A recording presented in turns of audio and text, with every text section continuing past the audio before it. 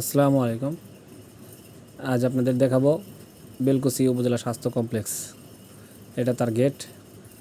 গত কয়েকদিনের বৃষ্টিতে যত রানা পানি জমা ছিল, আজকে রাত্রে যে বৃষ্টিটা হয়েছে সেটা থেকে প্রায় প্রতিটা জায়গায়, খাল থেকে শুরু করে বিভিন্ন জায়গায় পানি জমে গেছে।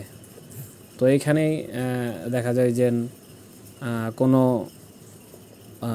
ম্যানহোলও যেটা আছে পয় নিষ্কাশন, সেটা বন্ধ থাকায় এখানে দীর্ঘ সময় পানিটা জমাট বাঁধা। দেখেন এখানে প্রায় বন্যা, কি কষ্ট করে যাতায়াত করতেছে মানুষ। তো এখানে অনেক ভ্যানালাদেরকে জিজ্ঞানো হলো, এইটুক্কা পারাপার করতে 5 থেকে 10 টাকা ভাড়া নিচ্ছে, যেটাকে নৌকা ভাড়া হিসাবে। অর্থাৎ ভ্যানে চড়ে গেলে, হসপিটালে গেলে কারো কাছ থেকে 5 টাকা, কারো কাছ থেকে 10 টাকা নিচ্ছে।